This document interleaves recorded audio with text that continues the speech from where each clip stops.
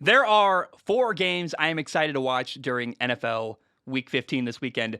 There are also 3 games I'm interested in, and then there are 3 games I am feeling a bit weird about. So there's 3 tiers: excited, interested, but cautious, and then weird and uncomfortable a little bit. So game number 1, the game I cannot wait for. It's my number 1 game this weekend. It's going to be fantastic. The quarterback battle, the defense, the offense is going to be fantastic. On Saturday night in Indy, the New England Patriots go on the road to play the Indianapolis Colts, and this is the Patriots, the number 1 seed in the AFC, against the Colts, who are 7-6, trying to save their year, trying to make it into the playoffs.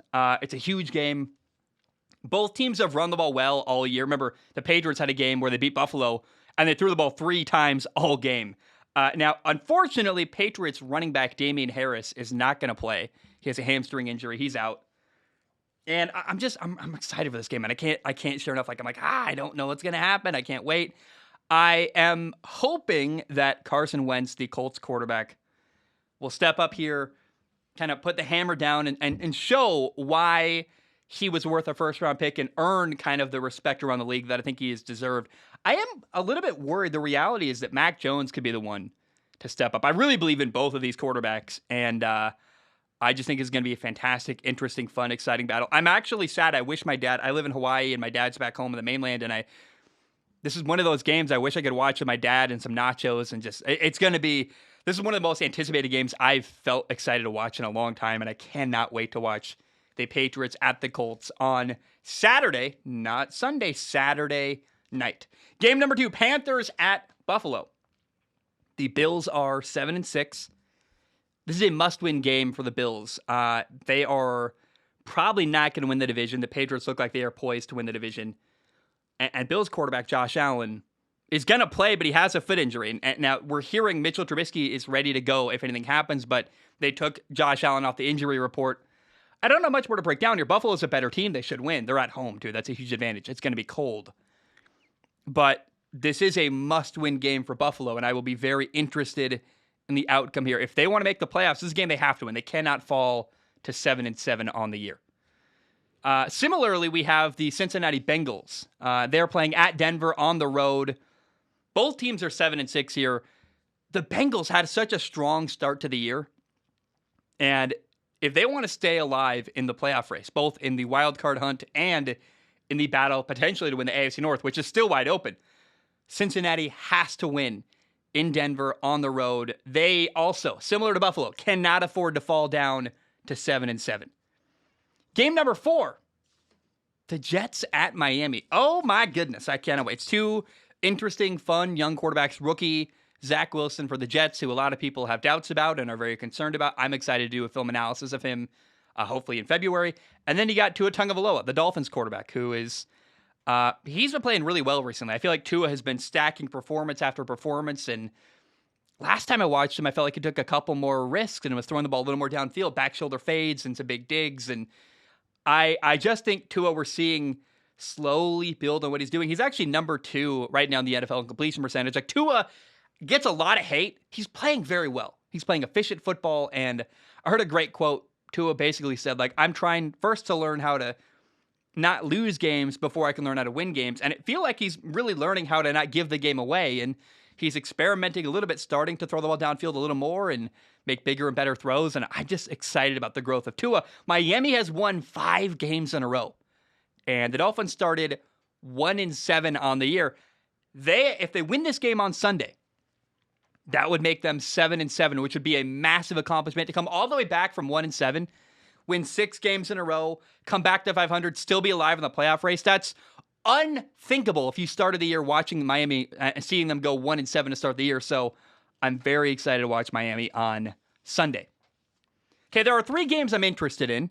I'm interested but cautious. These are games I think will be they have a chance to be exciting, but I'm not going to go all in and be like, yeah, let's pound the table, say they'll be great. The Packers at the Baltimore Ravens. In theory, it's 2 playoff teams that are good and fun. I think the Packers are a much better, more complete team. And unfortunately, Lamar Jackson, the Ravens quarterback, has a sprained ankle and may not play. We might see Tyler Huntley, their backup, who I like, but he's no Lamar Jackson.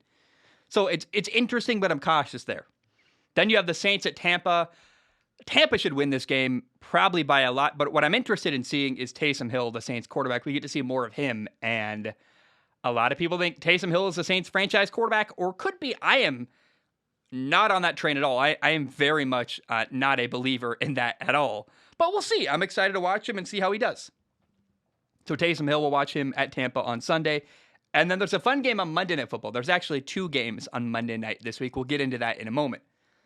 But the primetime ESPN highlighted Monday night game is Minnesota, the Vikings at Chicago, the Bears. And it's a night game in December in Chicago. Anytime that happens, I'm excited. I like the night. I want to go to Chicago someday. I want to be to the Windy City.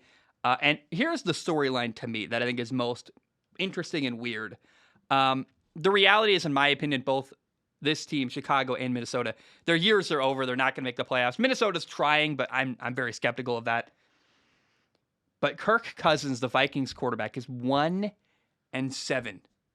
on Monday Night Football. That's horrible. That's not good. And he's got a long way to go to get back to 500 before he really can show he can win a Monday Night Football game. But, dude, you can't lose.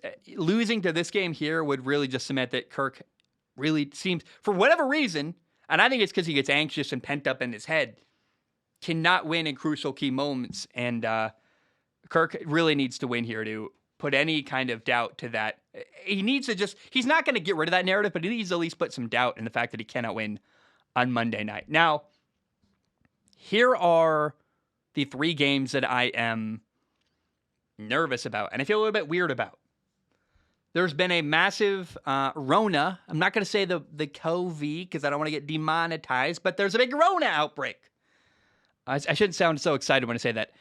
The Cleveland Browns, the LA Rams, and Washington are missing like 25 players, which is just, you can't field a team. Sorry, there's no depth. It's a safety problem. It's a big deal.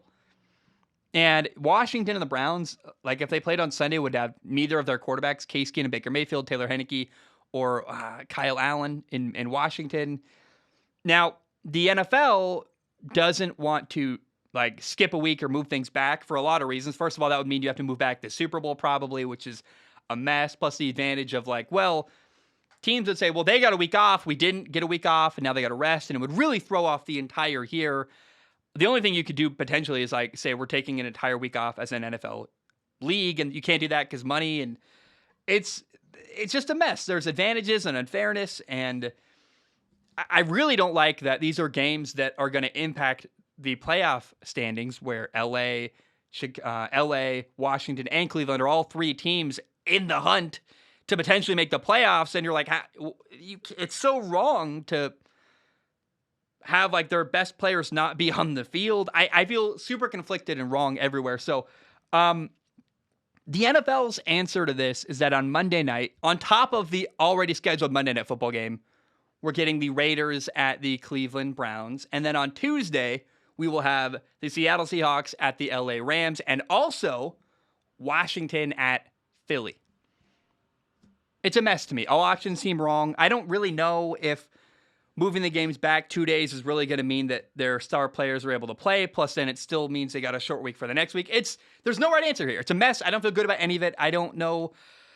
What do you say? It's weird. The only positive thing I can possibly say about this COVID outbreak in this Rona, I'm going to bleep that out. This Rona outbreak is that we're going to get football basically every day for the next 10 days. 8 of the next 10 days we'll have football. That's fun and exciting, but I can't stress enough how wrong it is to have games take place that affect the playoff standings where the best players are not present. And by the way, these are guys who are healthy, who are not showing symptoms, but they tested positive. It's a mess.